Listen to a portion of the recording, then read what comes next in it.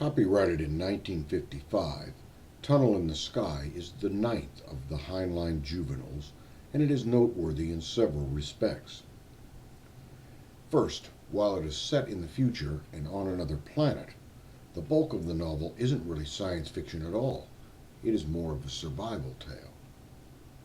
Second, while some of the story involves Robinson Crusoe type details on improvising basic technology, a major portion of it is social and political commentary made through the actions and statements of the characters.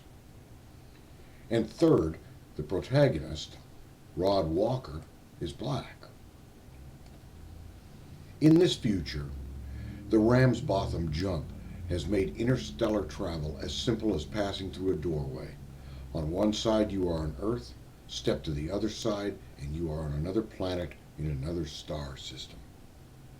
This is how Rod Walker and his classmates traveled to another planet for the final exam of their high school course in survival.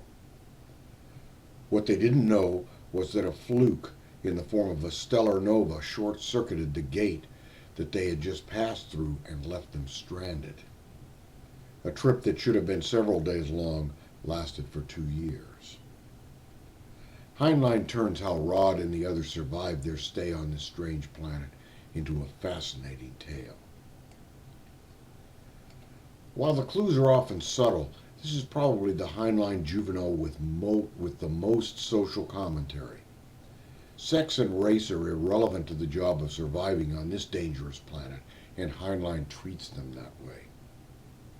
After having spent several days alone, and after having been ambushed and robbed by an unknown assailant, Rod met Jack Daudet, who allowed Rod to share his own shelter in a cave. A few days later, while hunting, they met Jimmy Throxton, who joined them as well. It is after Jimmy was there that Rod discovered that Jack was really Jackie, a girl. Heinlein uses this clever plot twist to drive home the point that men and women are equal, and particularly so in this extremity. Gradually, their colony grew with students similarly stranded until it reached a population of about 75. They constructed a village with a stockade to keep out predators, and Rod emerged as the ex officio leader of the group.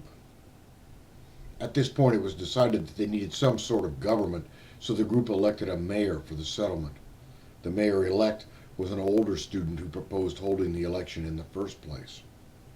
Heinlein uses this micro-society to explore the advantages and disadvantages of democracy and those of the very concept of government itself. While Rod discovered that politics trumps ability every time. Heinlein treats race, sex, and ethnicity as irrelevant in this book. While this is a diverse group, the surnames of the characters are the only clues we have to place any of them into an identity group. One character, Caroline Mishieni, has a clearly East African surname and was seen by the other members of the group as a natural girlfriend and possible wife for Rod. In the context of 1955 society, the implication here is clear. Rod must be of African descent himself. At that time, what was termed miscegenation, or interracial marriage, was not only frowned upon by the society that would be reading this book, it was illegal in about a dozen states. Therefore, looking through the lens of the mores of the mid-1950s, the implication is that Rod is black. To drop a subtle clue like this is typical of Heinlein. He could not state that his main character was black. His editors would have rejected the story out of hand. But he could imply it to the reader sharp enough to pick up the clues. Similarly, as I noted earlier, while he could not state that men and women were absolute equals, with the Jack to Jackie transformation, he could show that it was true. The story also depicts how the young people strived over the 2 years or so that they were stranded on that planet to build a decent society and civilization.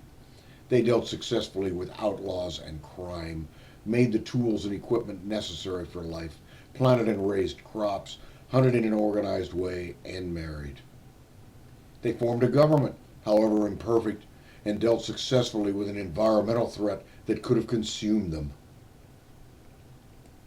This book moves right along and has the constant tension created by the man on the edge of survival situation Rod and his fellows find themselves in. Tunnel in the Sky is an optimistic book about the strength, resilience, and basic decency of human nature. While there were villains and low-life characters, they were a minority and were ultimately killed or exiled by the strong and decent majority. It is telling that about the same time William Golding's Lord of the Flies was published. His book placed a group of young people in a similar survival situation, but with much less exemplary results. They degenerated into predatory animals. Naturally, Golding's Dark Book was a success among the cynical critics.